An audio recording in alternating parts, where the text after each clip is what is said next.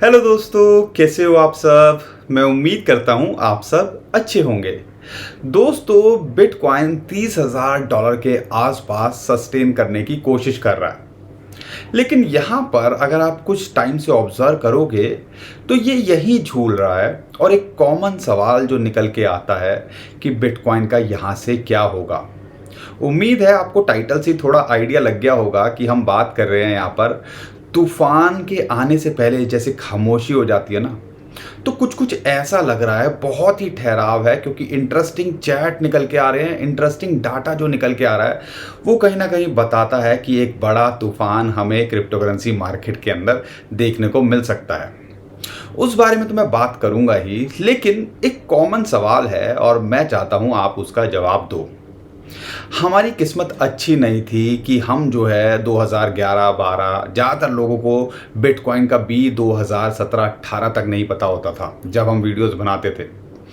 तो वो इनोवेटर्स की तो बात छोड़ दो, लेकिन बहुत सारे लोगों का एक कॉमन सवाल है, ना हम शुरुआती दौर में से थे, ना हमने जो रैली देखी अर्ली एडॉप्टर में से थे। क्या अभी भी हम किस स्टेज के अंदर हैं? क्या हम अभी भी यहाँ से एक्चुअल में पैसा कमा सकते हैं? वो जो बिटकॉइन और क्रिप्टोकरेंसी मार्केट ने मैसिव रिटर्न दिए हैं, क्या वो 2025 में मिल सकते हैं कि नहीं? ये भी एक बहुत बड़ा सवाल है जो हम सबके सामने अक्सर निकल के आता है। और बहुत सारे लोग जो 2025 का वेट कर रहे हैं उनके दिमाग में ये चलता होगा। तो एक इंटरेस्टिंग एक साइकिल मैं आपके साथ में, आप कह लीजिए एक चार्ट आपके साथ में शेयर करूंगा जो कहीं ना कहीं आपको बताएगा, एक पिक्चर क्लियर कर सकता है कि हम एक्चुअल में इस टाइम पर शुरुआत के अंदर हैं या मेला लुट चुका है। तो उस बारे में भी मैं आगे बताने वाला हूं आपको। और बहुत जो है न्यूज़ चल रही हैं, बहुत कुछ चल रहा है क्रिप्टोकरेंसी मार्केट के अंदर, पता होना चाहिए आपको। यहाँ पे जो बेसिक कुछ न्यूज़ ऐसी मतलब बेतुकी न्यूज़ लोग बनाने की कोशिश कर रहे हैं और हमारा काम है आपके सामने सच को रखना और कोशिश करना कि आपको टेक्निकली सिखाएं, आपको एक ट्रांसपेरेंट चीज़ बता सकें क्रिप्टोकरेंसी के अंदर ये हो सकता है, ये ऐसा हो रहा है। हवाई बातें ना करके ग्राउंड पे जो हो रहा है एक्शन उस बारे में बताएं। अब यहाँ पे एक और जो सवाल है जो निकल के आता है, क्या अभी हम शुरुआती दौर के अंदर हैं बिटकॉइन क्रिप्टोकरेंसी को लेके या मेला लुट चुका है? अब यहाँ पे जब एक चार्ट हमारे सामने निकल के आया स्टॉक मनी लेजर्ड का, और कहीं ना कहीं वो बड़ा इंटरेस्टिंग चार्ट है, उसके अंदर हम बिटकॉइन की हाल्विंग से डिफ्रेंशिएट किया है कि हम क्या अर्ली अडॉप्टर हैं और कब प्राइस शूट करता है और क्या कहानी निकल के आती है। अब यहाँ पे उन्होंने 4 साइकिल लिए हैं। साइकिल 1 जिसके अंदर इनोवेटर्स होते हैं, यानी कि जिन्होंने एक्सपेरिमेंट के लिए वो 10,000 पिज़्ज़ा 10,000 बिटकॉइन का एक पिज़्ज़ा या 2 पिज़्ज़ा पापा जोन वाले, उस वाले दौर की बात कर रहा हूँ जब लोग माइनिंग कर रहे थे लैपटॉप से, फ़ोन से हज़ार बिटकॉइन माइन कर लेते थे, उस टाइम की बात कर रहा हूँ। वो था इनोवेटर वाला जोन, इनोवेशन उसके अंदर हुई। दूसरा जो जोन निकल के आता है वो है साइकिल 2 और साइकिल 3 जिसके अंदर हम कहते हैं अर्ली एडॉप्टर।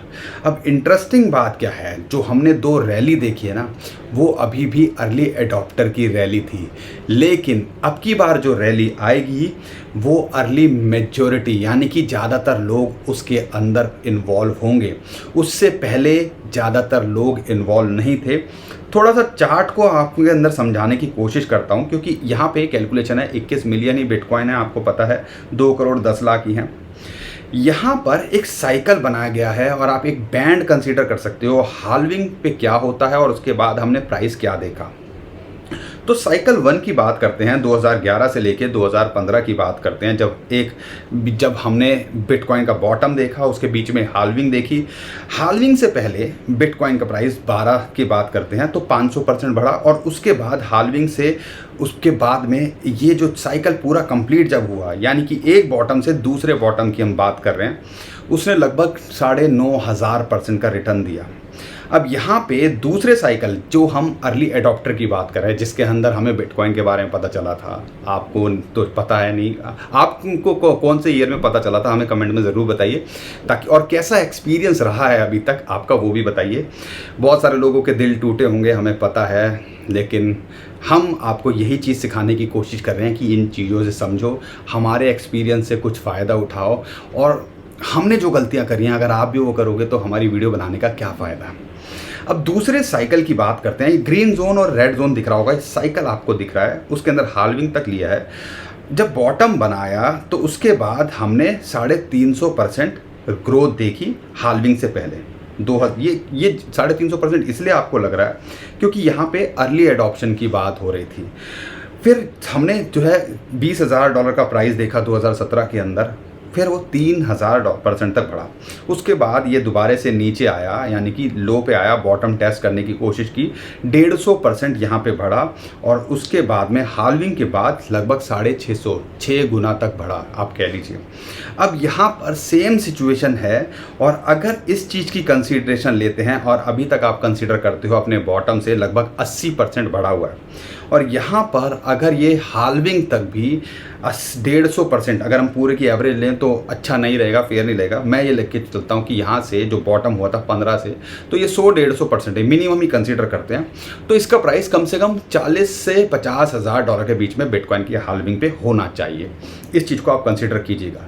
लेकिन अगर मैं 9,500% की बात करता हूँ, जब साइकिल हाल्विंग के बाद जो साइकिल कंप्लीट होने में, अगला बॉटम बनाने में, उससे पहले हाई बनाने में क्या वेरिएशन आ सकती है, क्या रिटर्न आ सकता है, उसको समझाने की कोशिश करूँगा। क्योंकि असली खेल तब शुरू होता है और यहाँ पे ये साइकिल 4 वाले एडॉप्टर्स नहीं हैं, ये जो है आप कह लीजिए अर्ली इन्वेस्टर्स में से आप कह सकते हो, या मेजॉरिटी, जो अर्ली मेजॉरिटी, ज़्यादातर लोगों ने कह सकते हो, ज़्यादातर लोग मास पर में पैसा लगाया लेकिन शुरुआती स्टेज में थे। अब वो कैसे, वो समझिएगा। आप सबको पता है बिटकॉइन के ETF की बात हो रही है और उम्मीद की जा रही है हाल्विंग तक या हाल्विंग से पहले बिटकॉइन के ETF अप्रूव हो सकते हैं। अगर ऐसा होता है तो समझ लीजिएगा ज़्यादातर जो दुनिया में लोग हैं, जो आम आदमी है, वो भी आराम से बिटकॉइन क्रिप्टो करेंसी में पैसा लगा पाएंगे, बिटकॉइन के अंदर लगा पाएंगे। अब बिटकॉइन के अंदर पैसा आना यानी कि लाखों करोड़ों लोग एकदम से जुड़ जाएंगे, जो अभी तक पॉसिबल नहीं हुआ है। 1 से 2% ही पूरी दुनिया की जनसंख्या के आज भी क्रिप्टो करेंसी के अंदर है। तो वो खेल होता है, इतना लाखों करोड़ों रुपए आता है, तो वो होंगे अर्ली इन्वेस्टर कह लो या आप कह लो अर्ली मैच्योरिटी। अब उनकी कैलकुलेशन क्या है? पहली बार जब हुआ था हाल्विंग के बाद 9,500%, फिर 3,000%, फिर 650%, तो इस बार क्या खेल हो सकता है? चलो मैं ये लेके चल रहा हूँ कि हम 500% के रिटर्न मिल सकता है। और हम अगर इसकी कैलकुलेशन लेते हैं, अगर लगभग मैं 500% में, चलो आधा ले लेता हूँ, 650 का मैं 300% ले लेता हूँ, इसकी कैलकुलेशन लेते हैं और 80% है, और मैं उम्मीद कर रहा हूँ कि 15,000 से लगभग 40-45 हज़ार रुपये बिटकॉइन का प्राइस, रुपये कह रहा हूँ, माफ़ कीजिएगा, डॉलर का प्राइस होगा। 40,000 डॉलर मैं समझता हूँ कि हाल्विंग तक बिटकॉइन का प्राइस होगा।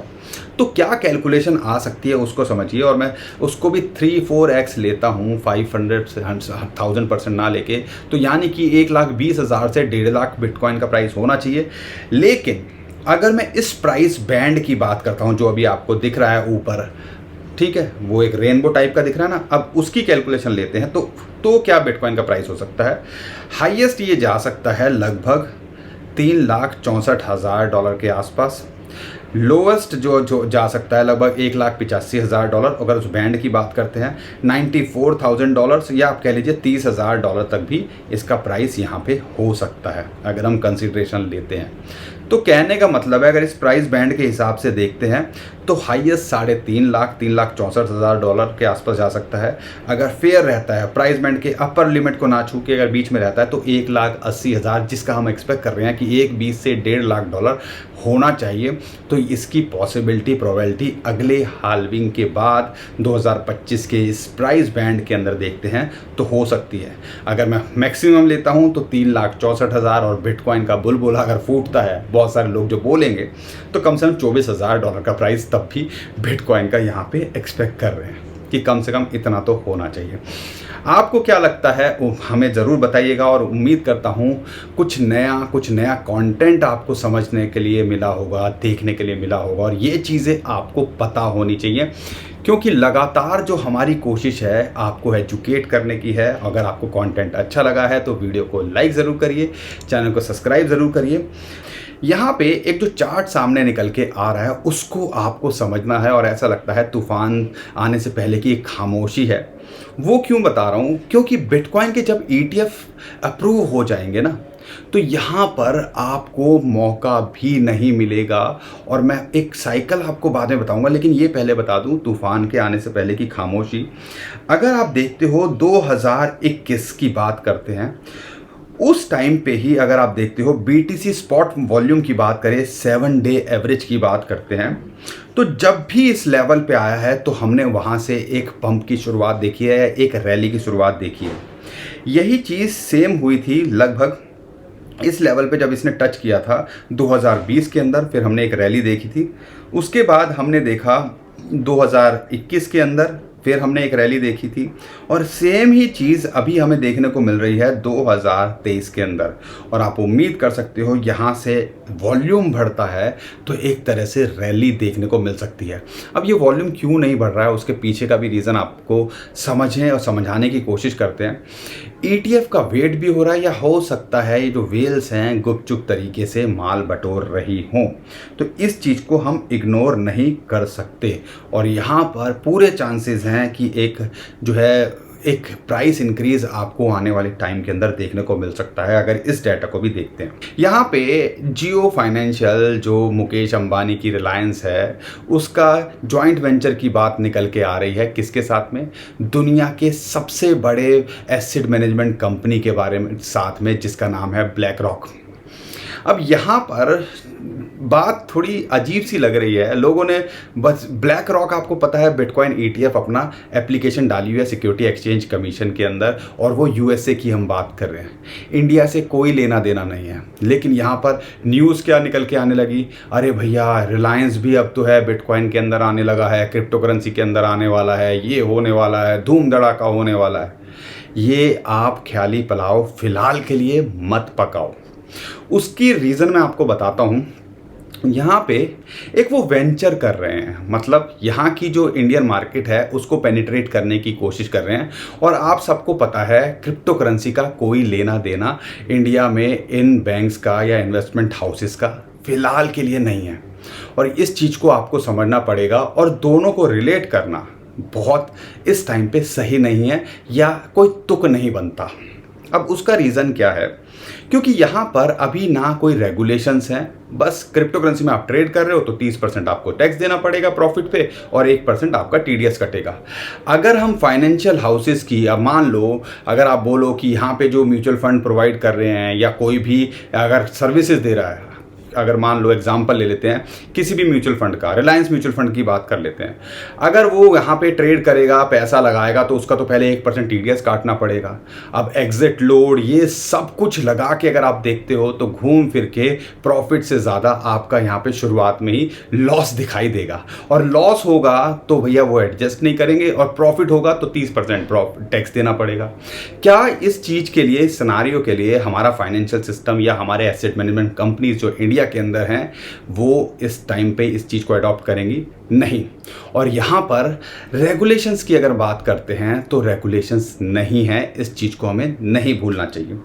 इसी से रिलेटेड एक और बड़ी जो न्यूज़ निकल के आई वो आपको पता होनी चाहिए, सुप्रीम कोर्ट की तरफ से। हम सबको पता है आए दिन क्रिप्टो करेंसी के अंदर लगातार फ्रॉड हो रहे हैं। फ्रॉड मतलब कोई P2P स्कैम हो रहे हैं, कोई बिटकॉइन किसी से ले रहा है, कोई क्रिप्टो करेंसी हैक हो रही है, बहुत कुछ हो रहा है।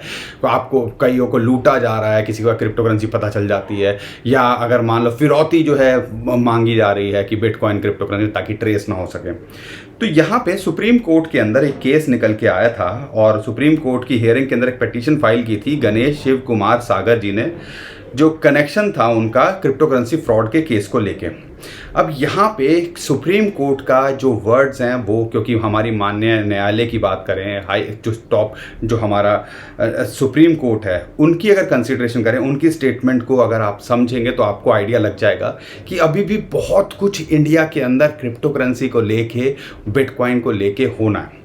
उनका कहना है कि भैया ये फ्रॉड तो हो रहे हैं, ठीक है, लेकिन what kind of quality investigation you can expect, क्या तरीके की क्वालिटी एक्सपेक्ट जो है, जो भी फ्रॉड होता है, अगर आप एक एग्जांपल देता हूं, अगर आपके साथ में या किसी अगर नॉन के साथ में क्रिप्टो करेंसी का फ्रॉड हुआ है, आपको पता चले होंगे, हम किसी पुलिस स्टेशन में जाते हैं तो एक्चुअल में मैं उनकी गलती नहीं मानता कि जो वहाँ पे इन्वेस्टिगेशन ऑफिसर होते हैं, पुलिस ऑफिसर्स होते हैं, उनकी गलती है।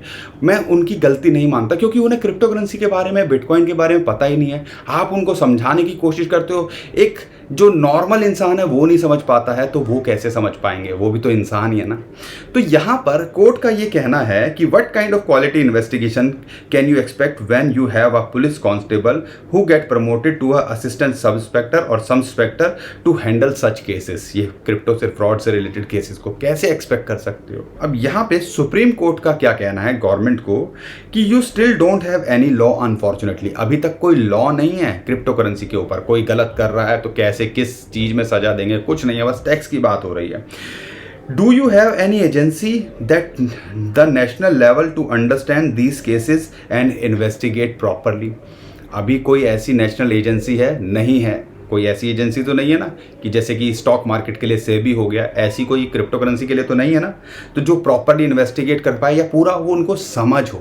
तो आप कैसे किसी अगर स्टेशन में जाते हो, उनको ये बात बताओगी मेरे साथ फ्रॉड हुआ है, तो वो किस प्रकार से समझेंगे।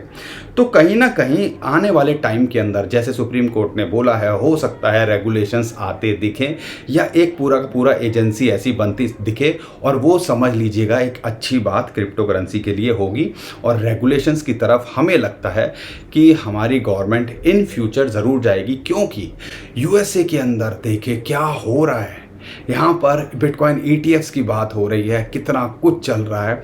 और आप एक और एंगल में आपको बताता हूँ, बिटकॉइन ईटीएफ की ज़रूरत क्या है उनको। आपको पता है ना, यूएसए के अंदर ये माना जा रहा है कि 2023 के अंदर रिसेशन आ सकता है। अगर रिसेशन आता है तो वो ऑल्टरनेटिव ढूंढते हैं ताकि वो फाइनेंशियल मार्केट से बच सकें। इसीलिए आपको गोल्ड का प्राइस ज़्यादा देखने को मिल रहा है और बिटकॉइन को डिजिटल गोल्ड बोला जाता है। शायद इसी एंगल को लेके जो हमें थोड़ा बहुत समझ है, इसी पर्सपेक्टिव से हेज करने के लिए बिटकॉइन के ईटीएफ के अंदर ये सारी चीज़ें कहानी निकल के आ रही है। अब यहाँ पर एक सवाल निकल के आता है कि बिटकॉइन के ईटीएफ अप्रूव नहीं हो रहे हैं, उनके हो सकता है 45 दिन से 240 दिन कुछ भी लग जाए। लेकिन शॉर्ट टर्म में क्या लगता है बिटकॉइन का, मैं आपको वो भी बता देता हूँ कि शॉर्ट टर्म में इस टाइम पे बिटकॉइन 50 जो डेली मूविंग एवरेज है, ये जो ग्रीन लाइन आपको दिख रही है, उस पर सपोर्ट बन रही है। अगर यहाँ नहीं टिकता है तो 28,500 से लेके हम जो है उम्मीद कर रहे हैं $27,000 एक बहुत स्ट्रॉन्ग सपोर्ट है, वहाँ पर आएगा तो हम एंट्री यहाँ बनाएंगे। लेकिन जिस हिसाब से मार्केट ओवरऑल दिख रही है, अगर यहाँ सपोर्ट मिलती रहती है तो हो सकता है ये $30,000 पे रेजिस्टेंस इसको मिले। ध्यान रखिएगा 31 मंथली मूविंग एवरेज, अब मंथली क्लोजिंग होनी है, वो लगभग $29,900 के आसपास आती है। आप कह लिए $30,000, तो $30,000 से ऊपर इसको क्लोज करना बहुत ज़रूरी है, नहीं तो शॉर्ट टर्म में हो सकता है हमारे लिए थोड़ी परेशानी हो।